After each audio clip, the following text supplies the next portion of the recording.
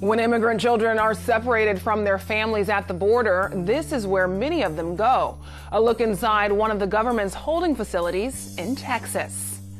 And SDG&E wants customers to pay more for years to come.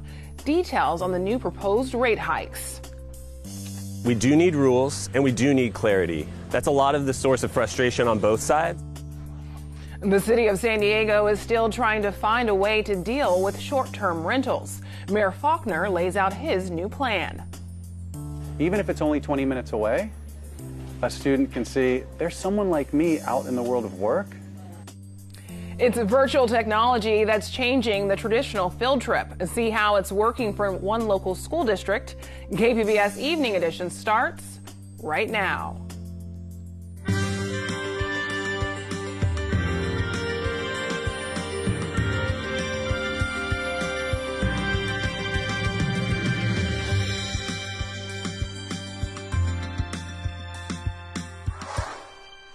Good evening and thanks for joining us. I'm Ebone Monet.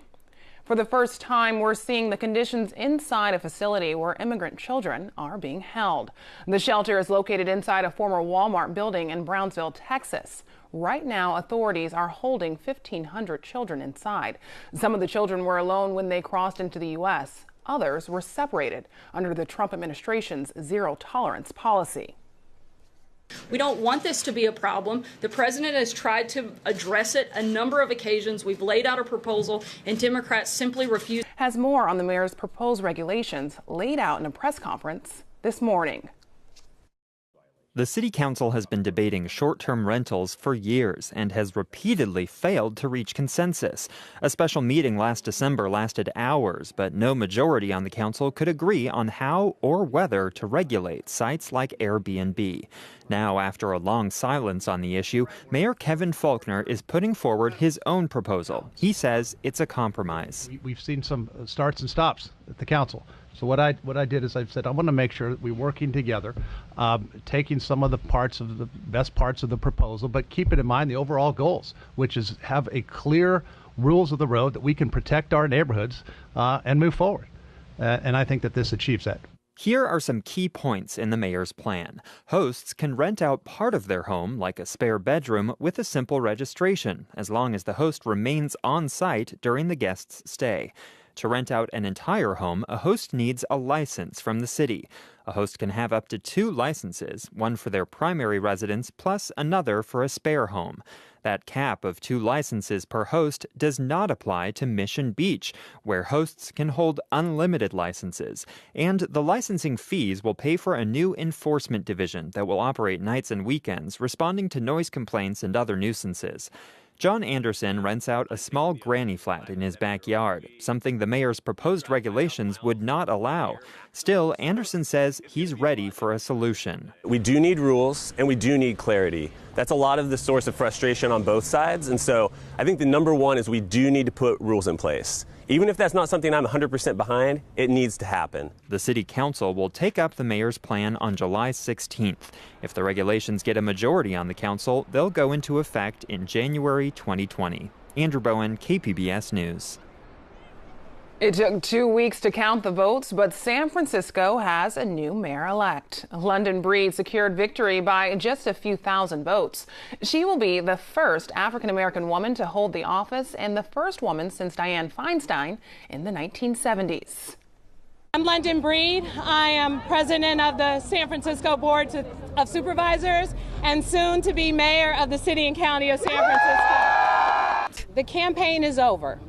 And it is time for us to forget about the drama that existed in the world of politics during the campaign, and time for us to focus on addressing these challenges so that we can make our city better for all San Franciscans. Yeah. Right now, the mayors of America's top 14 cities are all men. That will change next month when Breed is sworn in. Despite her incumbency, San Diego Councilwoman Myrtle Cole could be the underdog in November's general election. iNews Source reporter Leonardo Castaneda has some numbers that help explain why. These are numbers from last week's primary that might worry Councilwoman Myrtle Cole. Almost 61% of the people who voted in her council race supported someone else, and she only finished first by about 200 votes. Cole once seemed a shoo-in for re-election in her southeastern San Diego district, but that may no longer be the case. Here's what Brian Pollard, who runs a nonprofit in the district, told me. That momentum has changed, and now she is the underdog. But here are some numbers Cole may find encouraging. She raised 3 times as much money as Monica Montgomery, who finished second and will face Cole in November. Cole also goes into the fall with about $45,000 left in her war chest. Montgomery has less than $5,000. Montgomery is an ACLU attorney and used to work for Cole. She says she isn't worried about the fundraising gap. You need money to move forward, but money is not going to win this campaign, and money can't buy a movement. Cole says the general election will be different, but declined to comment further. For KPBS, I'm my News Source reporter, Leonardo Castañeda. iNewsSource is an independently funded nonprofit partner of KPBS. A plan to end the June primaries for some city elections has been rejected. City Council members Chris Cate and Mark Kersey supported the idea. They claim the June primary creates a long and costly election cycle. 3 other council members voted down the proposal. In 2016, voters chose a top 2 runoff system for city council, city attorney, and mayor, which would require a June primary. San Diego voters picked their new district attorney last week. But how can you tell if a prosecutor is doing a good job? KPBS reporter Taryn Minto set out to answer that question. The first time Miriam Krinsky prosecuted a criminal in federal court was decades ago. But she told KPBS on Skype she remembers coming home after and sobbing to her husband. And he said, I'm so sorry. You can't win every case. You gave it your all. And I said, you don't understand. I said, we convicted. The verdict was guilty, and the young nonviolent offender in a large-scale drug conspiracy case was staring down a mandatory minimum of 10 years. He was involved because his uncle was higher up. My guess is that he probably came from, intergenerational cycles of incarceration that are all too common for individuals in urban communities. He did very little in the course of that conspiracy. Krinsky got the conviction, but she was conflicted over whether that meant success. I had that young prosecutor's realization that what we do is incredibly impactful, and it wasn't always the pursuit of justice. Now she's counseling other prosecutors to look beyond conviction and incarceration rates with her nonprofit Fair and Just Prosecution. She's part of a new school of thinkers reevaluating success in the prosecutor's office.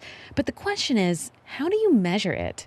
For that, Krinsky points across the country to this guy. Basically, Luca Kutateladze. Kutateladze? Yes, it's good enough. He's an assistant professor at Florida International University's Department of Criminology and Criminal Justice. We're developing a new set of performance indicators that taps into issues of fairness, efficiency, impartiality, effectiveness.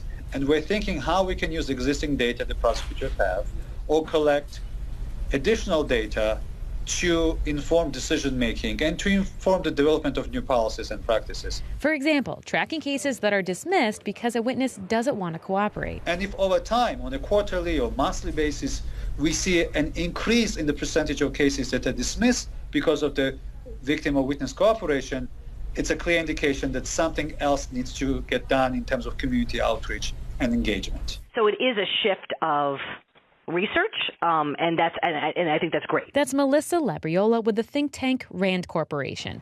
She says this sort of outcome-focused indicators differs from more traditional measurements, like conviction rates and time to disposition, case processing time. But she says these more familiar indicators play an important role. A 2007 study from the National District Attorneys Association found they can help determine how well an office achieves certain objectives, such as sentencing length for holding offenders accountable, case processing time for timely justice, and rate of repeat offenders for reduced crime. Still, the study relied on a survey to assess the public's attitudes about prosecutor effectiveness, which Labriola says obviously is not a precise measurement. One would say, my DA is doing a good job, like if they feel safe, or if their communities feel safe, or if the police and community relations are, so kind of these more macro outcomes, more macro feelings. And those are really, really hard to measure. So back to where we started. How do you know if your DA is doing a good job? Labriola says traditional methods are still relevant, and innovative indicators like the Florida International University Project are helpful. But success is too subjective to definitively answer that question. However, collecting data is important. Without a, is this good or is this bad? But just knowing what's going on in your office and whatever measures you're collecting is always a good thing. And then you can look at trends, and you could see is there a difference? Some policy gets implemented. Does that change your numbers? A group in upstate New York is working to make this sort of data readily available online. The group plans to eventually provide data from every county in the country. Taryn Mento, KPBS News. I'm Judy Woodruff. Tonight on the NewsHour, the Justice Department's watchdog finds the FBI broke protocol, but that its work was not biased during the 2016 campaign. That's at 7 after Evening Edition on KPBS. This is what it looked like in New Jersey today, where sports fans can now place their bets. The state led a case that resulted in a Supreme Court decision that clears the way for legalized sports gambling throughout the country. New Jersey Governor Phil Murphy placed a $20 bet on Germany to win the World Cup, which started today in Russia. The biggest event in gaming, the E3 convention, wrapped up today in LA. One of the major headlines was from Facebook, which is launching a new online portal for gamers. For years, Facebook has provided a basic level of gaming. The new platform is geared toward competing with industry leaders like YouTube and Twitch. What's different is that those games aren't often the big names that we hear at this show at the E3. They tend to be much more casual.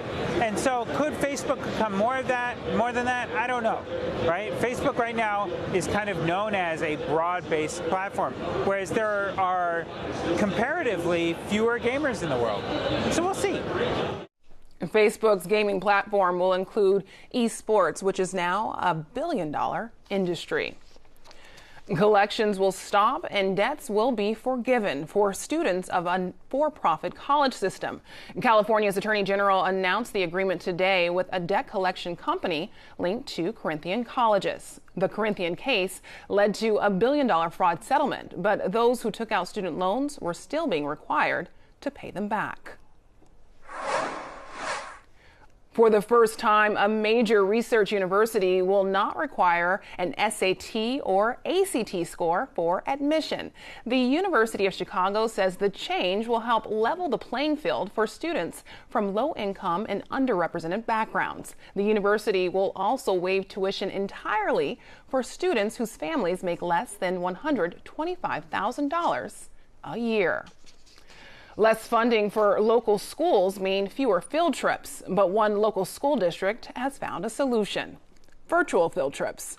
Join education reporter Megan Burks as she test drives the technology by taking students on a virtual tour of KPBS. There's 51 classes as of last night. Ed Hidalgo of the Cajon Valley Union School District scrolls through thumbnails on a tablet. So we have Miss Kinnearnum, so that's Blossom Valley. We have Miss Brandt, this is Rios. Each thumbnail represents a classroom tuning in live. And this is where your class is, Mr. Peterson's class at Meridian. More than 1,200 faces waiting and watching. It's a lot of pressure. Hey, this is Megan at KPBS. Can you guys hear me? Yeah, we can. You can get started anytime you'd like. All right. Hey guys, I'm Megan Burks. I'm a reporter here at KPBS in San Diego, and you can see, hopefully behind me, you can see a newsroom. We have about 36 journalists. The platform making this all happen is called Nepris. The online tool lets schools access a full catalog of workplace tours. They can also tap into their local community to schedule live tours like the one I'm giving. All it takes is a tablet or computer with internet access. And we're going to take you over to somebody who is working.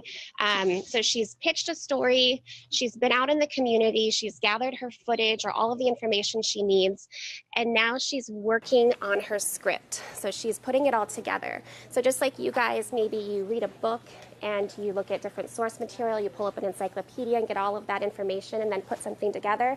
That's what Ebone Monet is doing, so she's over here. Schools pay $3,000 to $5,000 annually for unlimited access to these industry chats. That's compared to around $300 to bus one class of students someplace just one time. Now I'm adding color. Since January, Cajon Valley has offered 113 of these virtual field trips. You guys want to go upstairs to the crime lab? From the forensics lab at the El Cajon Police Department to the district's very own central cafeteria. We stick the tomato on, pull down the arm. Hidalgo says the opportunity is significant in a district where more than 70% of kids qualify for free and reduced price lunch. Might be excited to see one of our refrigerators. There's many students who have never even seen the ocean. So we often say, how does a child aspire to a career they don't know exists? And with NEPRIS, we're able to connect business professionals to the classroom virtually. And for that reason, students get excited, they see what's possible. Even if it's only 20 minutes away, a student can see, there's someone like me out in the world of work. I want to do that job. In this case, he couldn't be more right. As we're going down here, I'll tell you a little bit about myself. So I actually grew up in El Cajon. I was a Rios Roadrunner, and I was also a Blossom Valley Bobcat. And I went to Greenfield, and it was at Rios that I learned that I love to write. Hidalgo says that kind of early insight into one's interests lays the groundwork for success in school and career, and it's why the district invested in NEPRIS. And what we know is that interests have the highest correlation to career satisfaction, performance, and income. So we can help students understand how their interests connect to the world of work. There's a greater chance they'll select a more aligned course of study that aligns to a future career. The district can't say yet whether its efforts have improved academic outcomes. It's only been using NEPRIS for a year. But Meridian Elementary School teacher Ronnie Peterson says he's seen its impact firsthand. I've always tried to make sure that during math, if I'm teaching about geometry or perimeter area, that I can tell them, hey, this will help you when you build a fence, or this will help you when you lay carpet or tile. I've always tried to make education relevant, but this makes it very relevant because now they're starting to see what's ahead. Like, they can set goals for their future. I had one student, he wants to be a chef, an executive chef, and so he's taking cooking classes, right now, that kind of a thing. So he's got his goal for the future, and he's got his, short-term goal right now. So, do any of Peterson's students want to be a journalist now? We asked fifth graders David Hanno and Mary Azabo. I really like being a doctor. I want to be either a doctor or a lawyer. A doctor because I'm really interested in the heart and how it functions and stuff, and a lawyer because I just love to argue. Go ahead, ask the question. Okay, so if you're a news anchor, then how much do you get paid? Luckily, the NEPRIS platform let me talk with students in other classrooms too. And across town at my alma mater. So I'm from Rios, and I can see myself growing up as a reporter just like you. 1 out of 3, I'll take it. Megan Burks, KPBS News. Quick work today by CAL FIRE when a brush fire ignited in Ramona. These are pictures firefighters shared on Twitter. The fire started around 11:30 this morning off State Route 67 and Rancho Maria Avenue. Firefighters say it spread from a truck fire. 35 acres burned, mostly open space, but some minor damage was done to a nearby home. Our media partner, iNewsSource, wanted to know how San Diego's older buildings would stand up to the next big quake. So they took a tour with geologist Pat Abbott and answered readers' questions, including the risks from a fault that runs through southeastern San Diego. Okay, Vicky Church asks about comments on the inactive La Nacion fault that follows part of 54th Street that runs south. It runs south almost down to the Mexican border. This is a fault zone that doesn't get talked about as much. First off, she puts parenthetically inactive ? I personally consider it to be an active fault. It's not a primary fault. the Rose Canyon Fault is pulling the land apart. That's why we have San Diego Bay. The land has been pulled apart. So as the land drops down to make San Diego Bay, it has to rupture and separate from the rest of the San Diego, Chula Vista area. And that's the La Nacion Fault, what we call down to the basin faults. San Diego Bay is dropping down. And the bad news is a lot of homes in that, I'm going to say, greater Chula Vista, National City area, a lot of them have been built over the fault strands, which should not have happened, but it has happened. So I say treat that fault with respect. Do not build on top of it. I don't know if you're legally allowed to now. You were not. It was legal even a short time ago, but it definitely is an active fault. It's not going to make an earthquake as big as we get on the Rose Canyon Fault or Elsinore, maybe something in the magnitude 5s, but that was going to do damage to a home built on top of it. You can find tonight's stories on our website, kpbs.org/evening edition. Thanks for joining us. Have a great night.